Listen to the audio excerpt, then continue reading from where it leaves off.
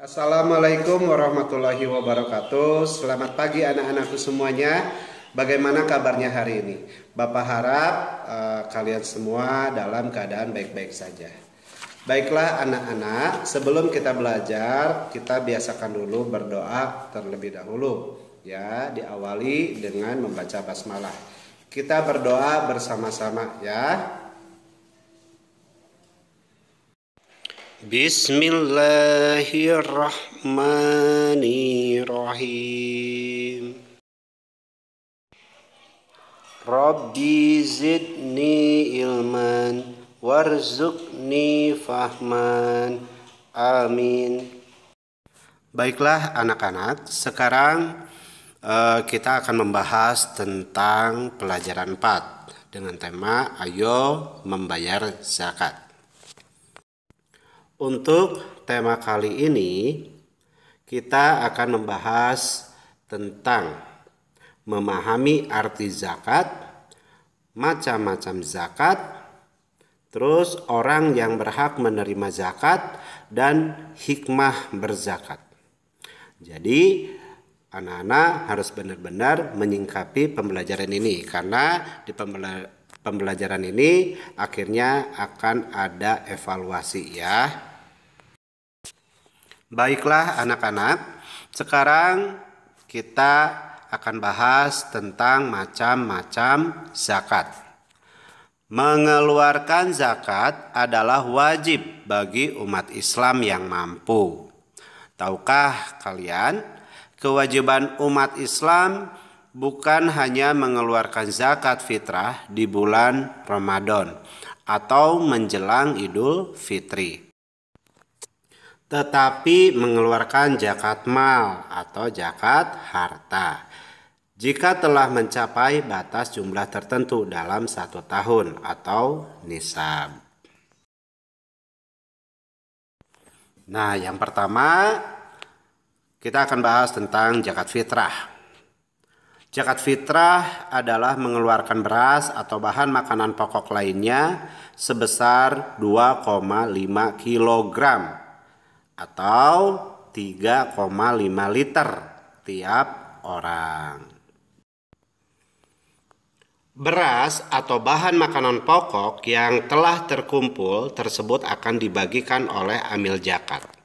Nah, amil zakat itu petugas pengumpul zakat. Nah, jika barangnya sudah terkumpul, maka akan dibagikan kepada orang-orang yang tidak mampu.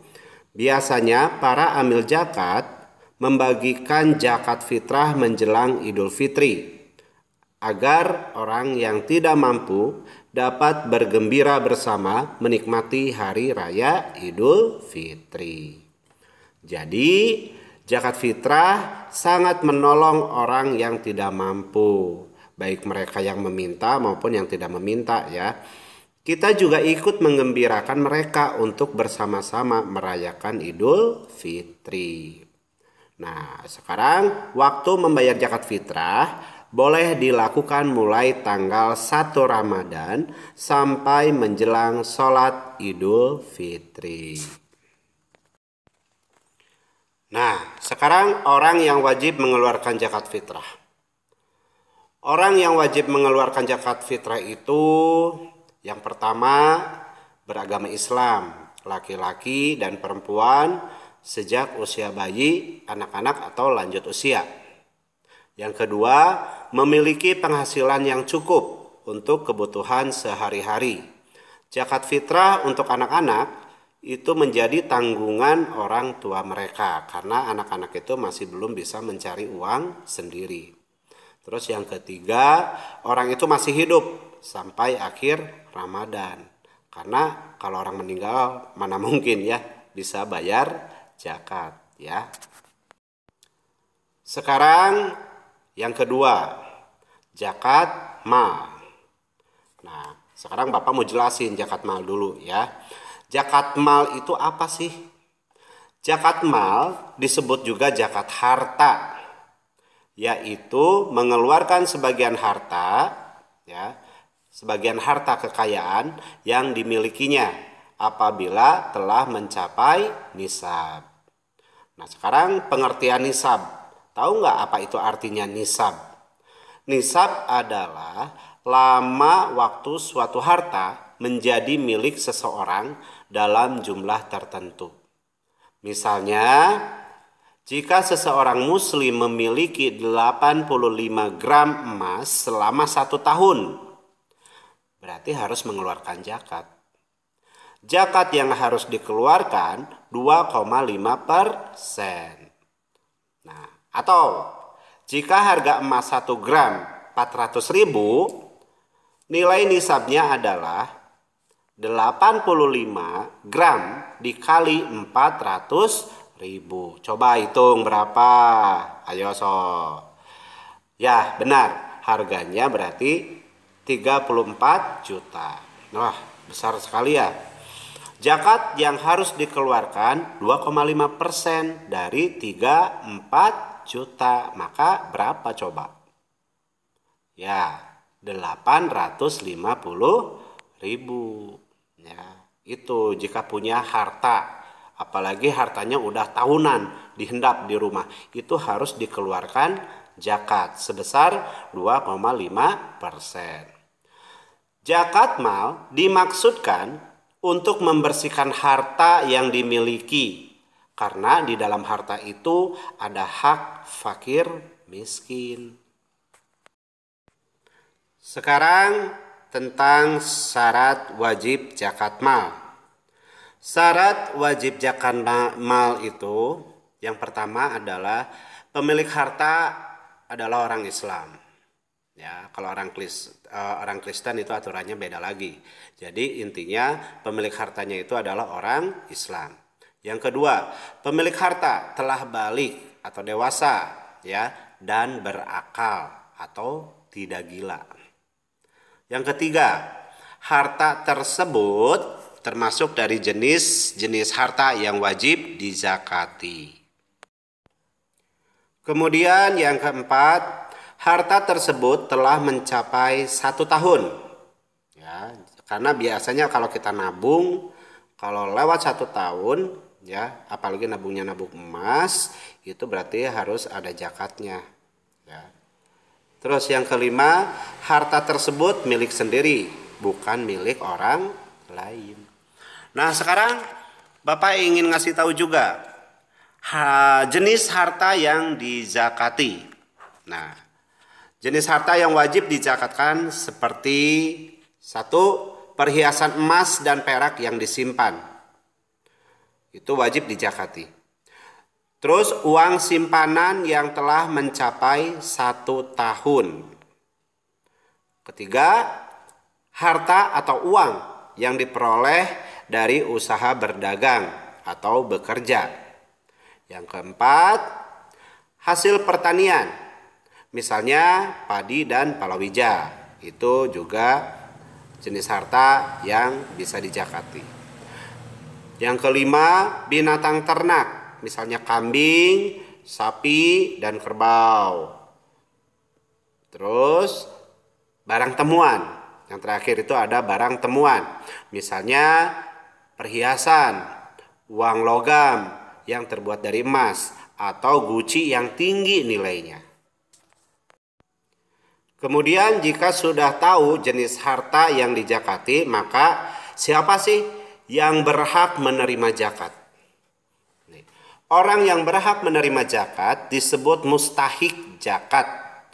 Allah Subhanahu wa taala telah menetapkan golongan orang yang berhak menerima zakat dalam firman-Nya surat At-Taubah ayat 60 berikut ini. Artinya, sesungguhnya zakat itu hanyalah untuk orang-orang fakir, orang miskin, amil zakat yang dilunakkan hatinya atau mualaf. Untuk memerdekakan hamba sahaya, untuk membebaskan orang yang berhutang, untuk jalan Allah Subhanahu wa taala. Dan untuk orang yang sedang dalam perjalanan sebagai kewajiban dari Allah Subhanahu wa taala. Allah Subhanahu wa taala Maha mengetahui dan Maha bijaksana. Baiklah anak-anak, untuk lebih memahami, marilah kita Simak ya penjelasan mengenai 8 golongan orang yang berhak menerima zakat. Yang pertama, orang fakir. Orang fakir itu adalah orang yang amat sengsara hidupnya, tidak mempunyai tenaga dan harta. Dia kekurangan, ya, dia tidak punya bahkan untuk makan, untuk memenuhi kebutuhan hidupnya. Yang kedua, orang miskin, yaitu orang yang tidak cukup berpenghasilan untuk memenuhi kebutuhan sehari-hari. Ya, yang ketiga, pengurus zakat atau amil disebutnya ya, yaitu orang yang diberi tugas untuk mengumpulkan dan membagikan zakat. Yang keempat, ada mualaf, yaitu orang yang bukan Islam atau non-Islam yang berkeinginan masuk Islam. Nah, untuk masuk Islam dan orang yang baru masuk Islam yang imannya masih lemah. Yang kelima, orang berutang, yaitu orang yang berutang karena untuk kepentingan yang bukan maksiat dan ia tidak sanggup membayarnya. Orang yang berhutang untuk memelihara persatuan umat Islam. Yang keenam, ada orang yang berjuang pada jalan Allah atau disebut juga dengan fisabilillah, yaitu orang yang berjuang untuk keperluan pertahanan Islam di zaman Nabi Muhammad SAW. Fisabilillah itu mencakup juga kepentingan umum seperti mendirikan masjid, musola, sekolah atau madrasah, rumah sakit dan sebagainya. Yang ketujuh, hamba sahaya, yaitu budak yang harus dimerdekakan. Dan yang terakhir, ibnu sabil, yaitu seorang anak yang sedang menuntut ilmu, namun kesulitan dalam pembiayaan, maka harus kita tolong. Dan yang terakhir yang akan Bapak bahas adalah tentang hikmah berzakat. Ya, ada beberapa hikmah dalam berzakat. Yang pertama adalah membersihkan harta dan jiwa pembayar zakat dari sifat kikir, tamak atau rakus. Yang kedua, membantu orang yang kesusahan atau kesulitan dari segi ekonomi. Terus yang ketiga, mendorong manusia untuk berjiwa sosial dan peduli kepada sesama. Yang keempat, mendorong manusia untuk bersikap jujur dan bertanggung jawab atas harta yang dimilikinya. Dan yang terakhir, mengingatkan manusia bahwa harta dan kekayaan hanyalah titipan dari Allah Subhanahu wa Ta'ala. Baiklah anak-anak, itulah pembahasan kita mengenai zakat ya. Jangan lupa untuk membayar zakat. Mudah-mudahan pembelajaran kali ini banyak ilmunya dan kalian termasuk ke dalam orang-orang yang tidak lupa membayar zakat. Billahi taufiq wal hidayah. Wassalamualaikum warahmatullahi wabarakatuh.